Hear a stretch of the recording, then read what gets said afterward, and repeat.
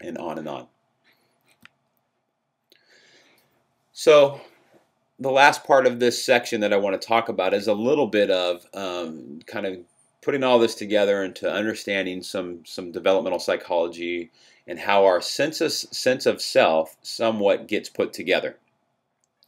So if you think about this, at birth, children kind of come into this world. You know, they have their own genetic code and they have their own temperament, but they have an array of who they are. And an array of who they are might be different than who we are. And yet we have to match in this parent-child relationship.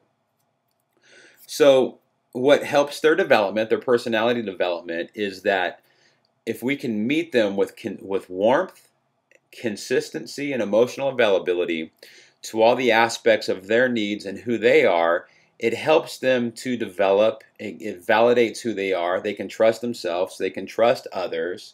And it allows them to blossom and continue on in their development.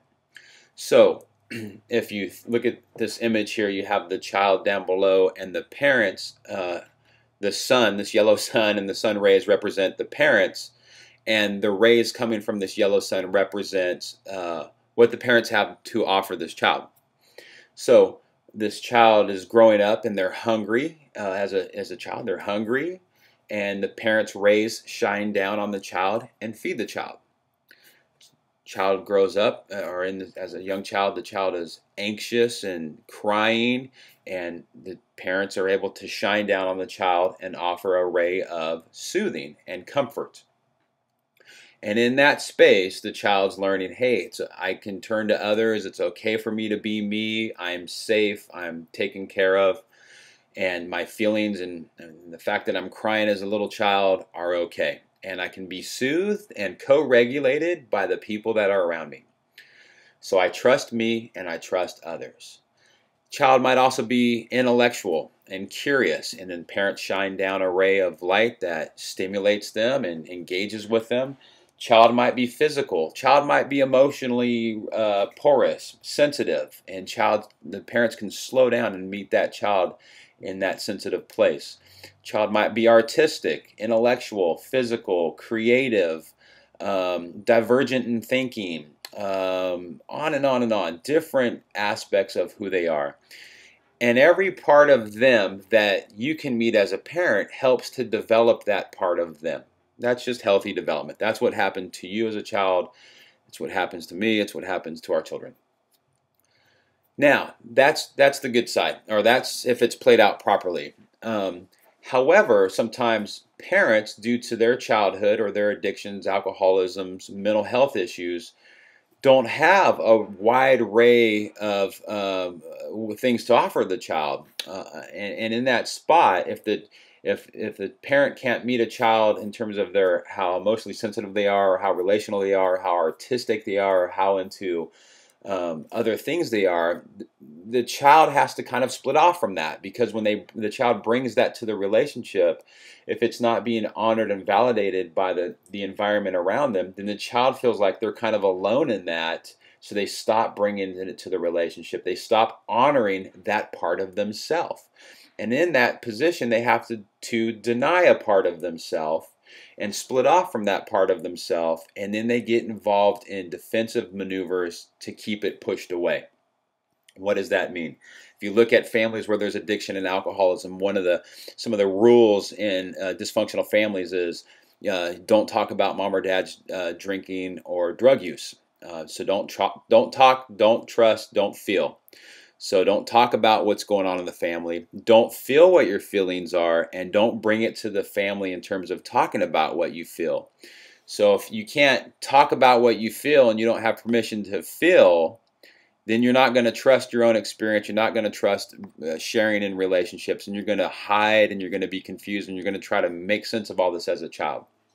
All right, hopefully that makes some sense. So what the child has to split off from are aspects of themselves, and then they need to then use drugs or food addiction or eating disorders or other things to stay split off from those parts of themselves until they can get it worked through. Now, the other side of this as well is that sometimes the parents can't meet their child's needs, and then it's up to the child to meet their parents' needs, to fix mom's anxiety, to fix dad's anger, to fix their frustrations. And in that situation, there is a loss of self.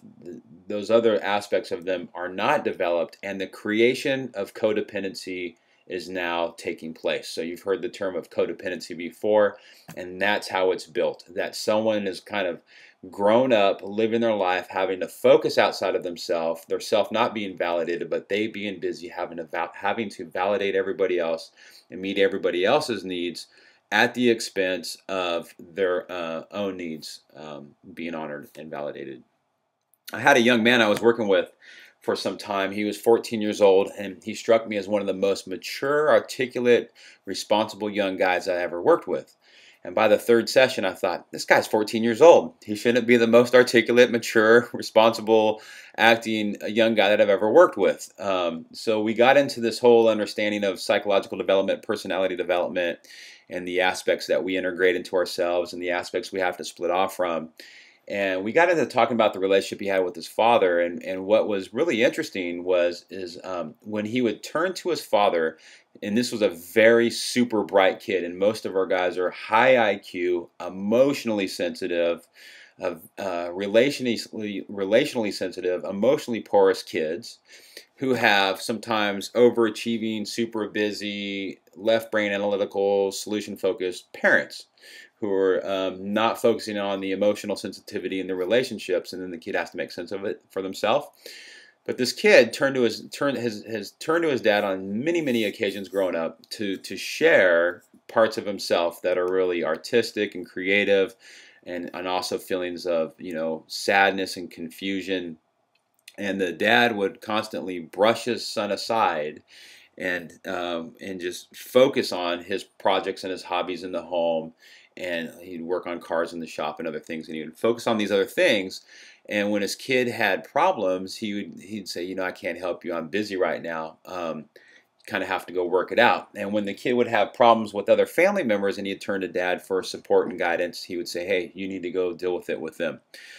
So this kid was kind of left on his own, and these parts of himself started to get stuffed away. The only way that dad would engage with this kid is when the kid was super mature, not emotional, and acted very responsible in his relationship to his dad. So if he spoke like an adult and didn't show feelings and sat up straight, his dad would pay attention to him.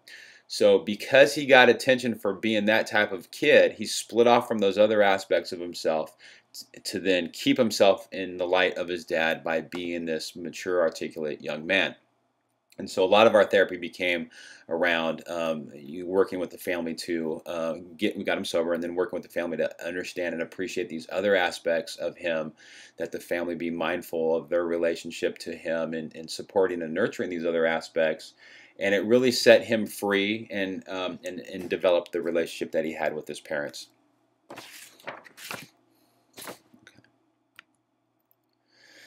Final slide for this section. So